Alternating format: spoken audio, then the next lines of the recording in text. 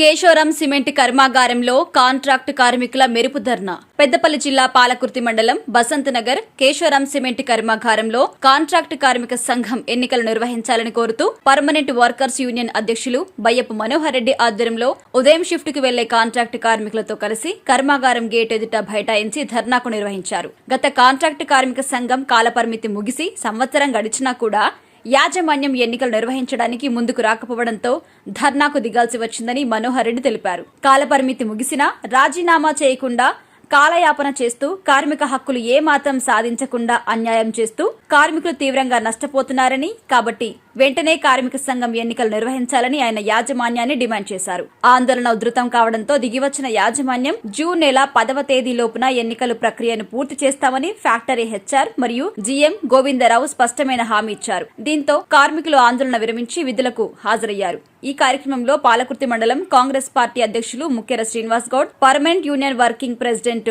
పర్షవేణి Srinivas Yadav, permanent union general secretary Dadi Mahesh, club secretary Pothula Prasad మరియు నగునూరి రమేష్ లు పాల్గొన్నారు. కార్మిక సోదరులు కుండెలలో ప్రతి ఒక్కరికి ఉన్నది ఆవేదన, బాధ. సరే ఆ 20వ పదవి ఇచ్చేసి మీరు తప్పకుండా వచ్చేటోళ్ళు మళ్ళీ ఎలక్షన్ అయిన తర్వాత వాళ్ళు ఎవరికున్న పరిస్థితుల బట్టి వాళ్ళు చేస్తారు.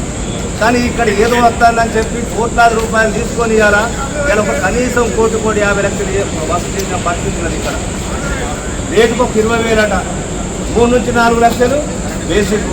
సరే నువ్వు తీసుకున్నావు కానీ ఆ న్యాయం జరుగుతుందంటే న్యాయం జరుగుతలేదు.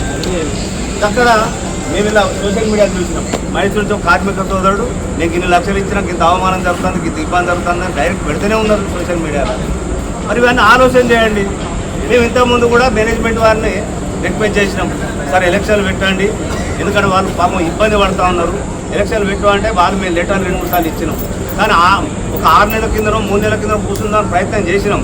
కానీ సీనాన్ని ఏమన్నాడు, మా ఆ సీనాన్ని ఈ సీనాన్ని ఏమన్నాడంటే ఇదంతా మన మీదకి వెళ్ళిపోతుంది అన్న, ఇదంతా పనులు అయ్యేటే కానీ ఆడ కూర్చున్నందుకే కాలేదు, వీళ్ళు ఏమంటే పనులు కాదని మన మీదకి వెళ్ళిపోతుంది, మనం ఓపిక పట్టాలి, కొన్ని రోజులు చూద్దామని చెప్పి ఇప్పుడు దాకా చూసినాం. 6 నెలలు చూసినా, 8 నెలలు చూసినా, సంవత్సరాలు వస్తున్నారు.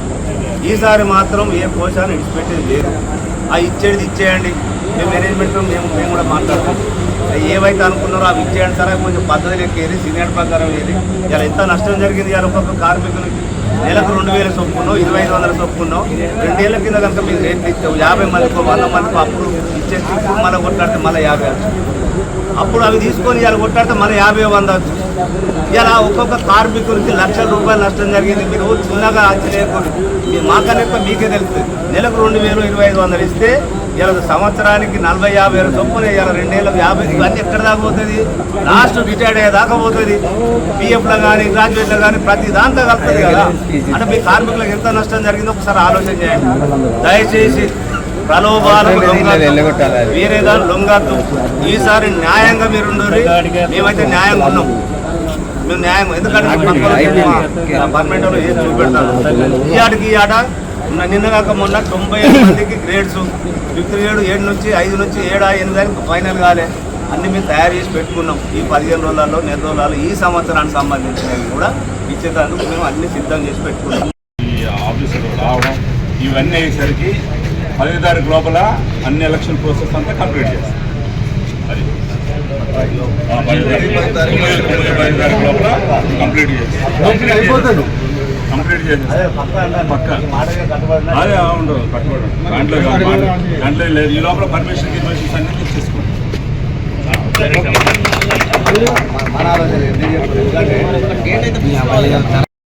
ఈ ఆఫీసులు రావడం ఇవన్నీ అయ్యేసరికి 10వ తారీఖు లోపల అన్ని ఎలక్షన్ ప్రాసెస్ అంతా కంప్లీట్ చేస్తాం. అది 10వ తారీఖు లోపల కంప్లీట్ చేస్తాం.